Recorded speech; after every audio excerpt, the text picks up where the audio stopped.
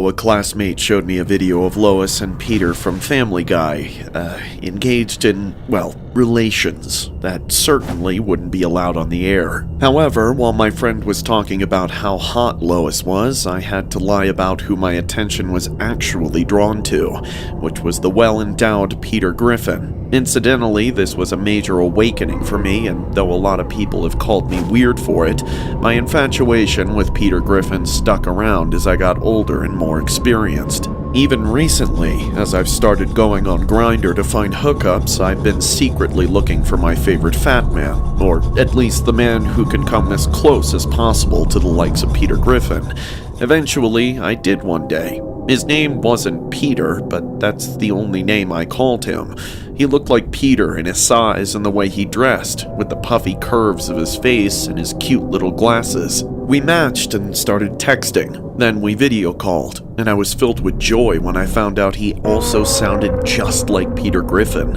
He didn't seem to mind my fantasy either, which made me feel even better about setting up a date with him. After a lot of flirting, Peter suggested we meet up at a hotel, have some drinks, and then let whatever happens happen. I agreed, of course, and we decided to meet the very next night. Pulling up to the hotel, however, I was starting to get nervous. It wasn't the worst place I've hooked up at, but it was far from the nicest. I went up to the door Peter said he was staying in, and when the door opened, I was shocked at how much he looked exactly like Peter Griffin. I hadn't asked him to do anything extra for my fantasy, but it seemed like he'd really gone the extra mile. Unfortunately, there was something else about him, something he seemed to be hiding, this dark look in his eyes. It felt so off-putting, and it made the whole situation feel way sketchier. I hesitated, but I still went inside with him, wanting to push past my inhibitions and get what I'd wanted for so long. Peter and I started to talk, and I sat down in the chair, not quite ready to get on the bed. I wanted time to get immersed, or at least relaxed, although the conversation with Peter was anything but comforting. You seem nervous. What's wrong? Oh, nothing. Just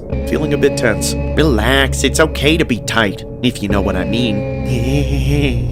Sorry, grinder joke. Anyway, why don't I pour you a drink? Actually, I think I'm good. I don't want any Dahmer stuff to happen. That's not what you were saying last night. What made you think I'm some sort of monster all of a sudden? Nothing. It's just, I don't know. Then drink! Don't chicken out now, you sourpuss. Stop being a party pooper and let me get in your pooper after you take a drink. Okay. What do you have? After convincing me to drink, Peter pulled out a bottle of nice liquor, but then he turned around to pour out the drinks on the nightstand. He came back a moment later and handed me one of the 2 glasses he had, and we started to drink while continuing to talk. But instead of feeling relaxed, I suddenly started to feel like my mind was being pulled out of my body. I was struggling to maintain balance while just sitting up, so I tried getting to my feet to run out the door. But then Peter grabbed me and threw me on the bed. He had my shirt off in seconds as I fought back against him, feeling myself getting weaker and weaker by the second. He was right on top of me, and with his size, I realized there was no way I could win against him directly. While he kept undressing me, I stopped moving. Then he stepped away for a few seconds to take his clothes off or to grab God knows what. I took that opportunity to gather every ounce of strength I had left and stand up. I slammed into the door before ripping it open and stumbling out into the hall. I ran as fast as I could, screaming, knocking into every single wall. I could hear Peter yelling behind me, but then he disappeared. I made it all the way to reception before collapsing. I couldn't fight it anymore, but I'd done enough to save myself. I woke up in a hospital where I was questioned by cops as soon as I was coherent enough to answer questions. I told them everything that happened in the hotel room between me and Peter, and it was enough to get him arrested. It turns out I wasn't the only one of his victims either. There were 5 others, most of whom weren't as lucky as me. I'm glad to know that he won't be able to hurt anyone else. All I know is that the character which was once in my dreams is now only in my nightmares. Almost every night, I'm back in that hotel room, going through the entire ordeal all over again.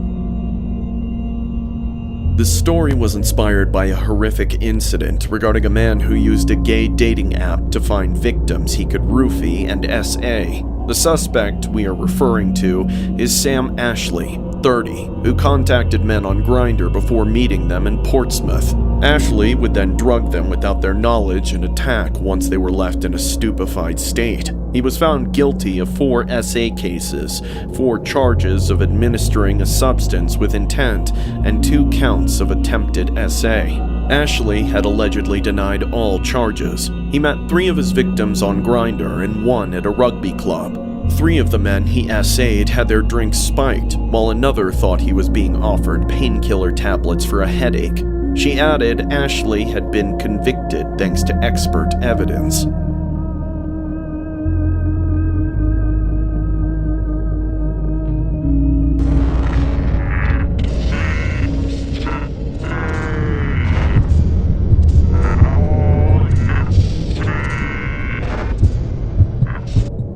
I used to work at this Burger King that wasn't a large or busy location, so it wasn't a 24-hour restaurant.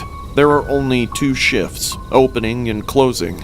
My boss relies on me to open the store almost every morning since I've been working here for years and also knew all the protocols. I clock in at around 5 a.m., but for the first few hours I'm working completely on my own as I barely get any customers.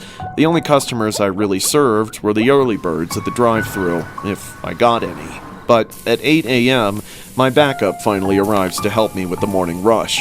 From there, the rest of the day goes by in a busy blur. During one of the morning shifts, I heard the door open, followed by the most thunderous footsteps imaginable. For a split second, I thought an earthquake had flung the door open, but then I saw the fattest guy I'd ever seen. He made me think there should be a category above morbidly obese because this behemoth of a man had 100 chins and more folds than a dirty laundry basket. The immature kid in me thought I encountered the real-life Peter Griffin, but when compared to this guy, Peter Griffin could be a Victoria's Secret model. If this guy was Peter Griffin, he wasn't getting on top of Lois anytime soon. Even if she wanted to get on top, I doubt she or anyone could find his junk underneath all that fat. It took a considerable amount of time for this man to make his way to the counter, where I was waiting for him, and the interaction I had with him next still baffles me. Good morning and welcome to Burger King. What would you like to order? I want 5 Whoppers and 5 chicken fries. Sorry, sir, but we're only serving breakfast right now. If you come back at 10 a.m., we can get that for you. What did you just say? I said we aren't serving Whoppers or chicken fries right now. Those are on the lunch menu, not breakfast. But this is Burger King! Where are the burgers? I want it my way! Sir, please don't shout. Give me my morning cholesterol! Bitch! Sir, I can't give you what you want, not for another 4 hours. But I want it now! Suddenly, the man went for my throat. He almost grabbed me, but he was caught short by his massive stomach fat. I stepped back in awe as he kept cussing me out and started trying to climb over the counter. However, I felt safe, as I didn't expect for a second that this fat lard would be able to accomplish such a physical feat. I just kept screaming at him, telling him to get out. But then, to my sheer disbelief, he got over. He then barreled toward me like a fat NATO. Then, it was like a human tsunami was barreling towards me. I quickly grabbed my phone and said I was going to call the police unless he left. I told him I'd let him go and wouldn't tell anyone if he would just go. In the end, I think the only thing that saved me was the fact that he got out of breath. Without saying much, he turned around and left. I was relieved and began cleaning the mess he made before my coworker showed up. I decided to keep my word and not mention what happened to anyone. As funny as it might have been in some ways, it was a terrifying moment for me. I just went on with the rest of my day like nothing happened. The next morning, I had work again and I was exhausted. It took me a moment when I put the key in the door that it was already unlocked. I figured someone on the closing team forgot to lock the doors again, but when I stepped inside, I heard something weird coming from the kitchen. I made my way over to the source of the sound, which turned out to be at the deep fryer. What I saw there, I'll never forget. It was the same fat-ass Peter Griffin from yesterday, with his head stuck in the frying oil. Ah! I told you! I needed my morning cholesterol! Ah! Yeah! You better run! Bitch boy!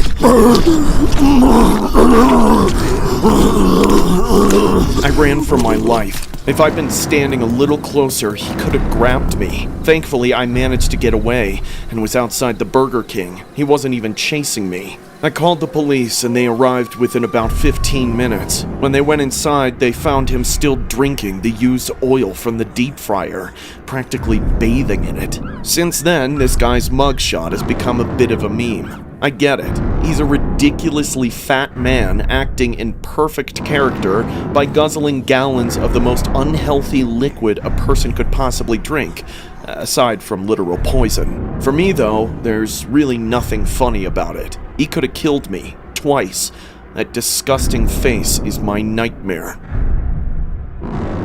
This story was inspired by a weird and creepy incident regarding a man has been put on a strict healthy diet by his concerned wife due to his obesity, but such torturous deprivation had taken a severe toll on the man that it resulted in such a bizarre crime.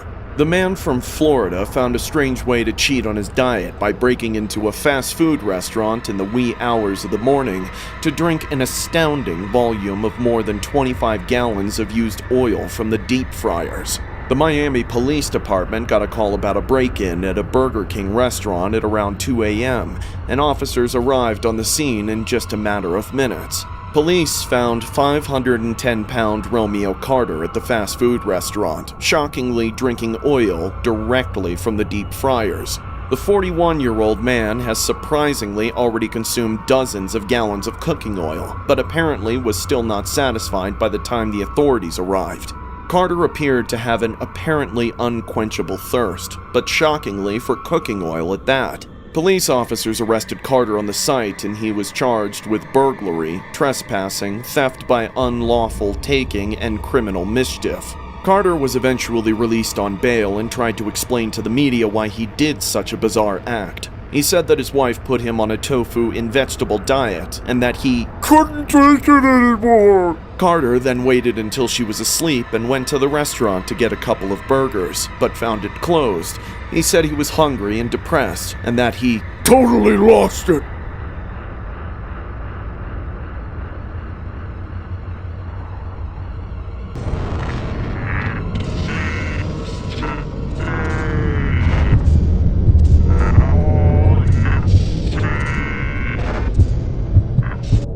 My line of work isn't exactly what you would call legal, but it brings in a ton of money.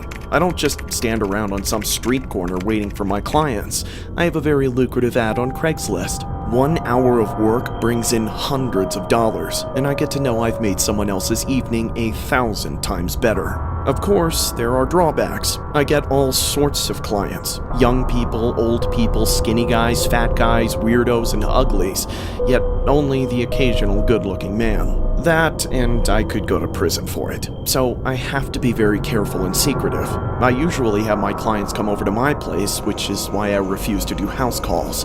It's just too dangerous going to a stranger's place. Recently, though, I made an exception. I had a guy respond to my Craigslist ad, and after I did the usual vetting of him to make sure he wasn't a cop, I gave him my number, and to my surprise, the guy sounded exactly like Peter Griffin. At first, I couldn't even get past it. I wasn't sure if he was doing an impression or if he was using some kind of voice changer. But the more I listened to him, the more I realized it was a legitimate guy trying to do a house call. Oh, come on. I've been saving up for the Quagmire special for months. I don't do outcalls, sir. All right. You don't have to do all the Quagmire stuff. Just pretend you're my wife, Lois. Are you even listening? I'm not coming. I guarantee you will when I get in. Sir, you need to— I'll pay you 10 times, whatever your rate is. That's $2,000. Are you serious? Completely. Okay, fine. Send me the address. Yay! And you'll wear the khakis and the teal button-up, right? Yeah, I guess. Somehow, the guy got me to break one of my biggest rules. I know it wasn't the smartest idea, but the money was just way too good to pass up. The whole Family Guy dress-up thing was just weird as hell, but for the right price, I was accepting. I got dressed, surprisingly already having what I needed for the outfit, then called an Uber. When I arrived at the address, I was freaked out all over again when I realized it looked just like the house from Family Guy. This man was dedicated. I then got out of the Uber and walked up to the door to knock. I knocked, but no one answered. I then knocked again, and even called him. Still, no answer. I started to get upset as I thought I had come all the way for nothing, even wasting money on an Uber. But then, as I spun around in frustration, I saw him looking at me through the window. He was smiling at me in complete darkness, and only moved when I finally saw him. He came around to the front door and opened it, and just as I was beginning to suspect, he also looked exactly like Peter Griffin, with the glasses, the hair, and all the fat. Hi, I'm Peter. What's your name? My name is Melissa. Shut up! Just shut up! Your name's Lois! Oh, yeah, Lois. I'm so sorry. I just forgot. That's okay. You remember our deal, right? Yes, of course. Come on in. I went inside and requested the money up front as usual, but then he immediately started taking off all of his clothes. He didn't want to pay until after, but I said I wouldn't do anything without a guarantee of payment. After a little back and forth, he went to grab the cash. I sat on the couch, awkwardly waiting for him. But then, all of a sudden, all the lights turned off, making the house pitch black. What the hell is going on? That's when he came into view holding an axe and blocking the front doorway, trapping me inside the room. There's no way out, Lois. Please, you don't have to do this. I'll do anything you want. Please, Peter. I took out 4 people over the years. At least those are the ones people know about. I sure had a lot of fun doing it. People at work would always call me Peter Griffin because I look and sound like him. At first, I didn't get it, but then I watched the show and started really leaning into it. It's as funny as it is disarming, so people never expected me to be a killer. I always loved the thought that the last person those women ever saw was Peter Griffin. Of course, it all had to come to an end eventually. The cops were on my tails for years, and I evaded them for a long time, but they eventually caught me. On the internet, I'm known as the Peter Griffin Killer, and I really just love the way that sounds. This story was inspired by a disturbing incident regarding a Gilgo Beach serial killer named Rex Heuermann, who was nicknamed Peter Griffin by his colleagues because of the way he looked and goofy persona. Heuermann, 59, was accused of slaughtering 4 night workers in 2009 and 2010 before taunting one of their families using a burner phone. Heuermann, an architect, was arrested on Thursday night outside of his office in Manhattan, with colleagues left shocked by the sudden break in the cold case after nearly 2 decades. The married father of 2 denied taking out Gilgo Beach victims Melissa Barthélemy, Megan Waterman, and Amber Costello. Authorities had been tracking Heuermann for at least a year before swooping outside of his offices in Midtown Manhattan, ending their investigation early over fears he would strike again. They arrested him with a burner phone on his person, with court documents revealing that he used a phone for each of his victims. It was alleged that Heuermann continued to patronize his victims at all hours of the night and was using burner phones to conceal his identity. The Gilgo Beach investigation began in 2010 after Shannon Gilbert disappeared and a search for her body uncovered the remains of several other women. Authorities made a number of shocking discoveries when the remains of 9 females and a man were found near the Gilgo Beach area between December 2010 and April 2011. Some of the remains found also matched with partial remains found decades earlier as far back as 1996. The man they called Peter Griffin was charged and sentenced accordingly.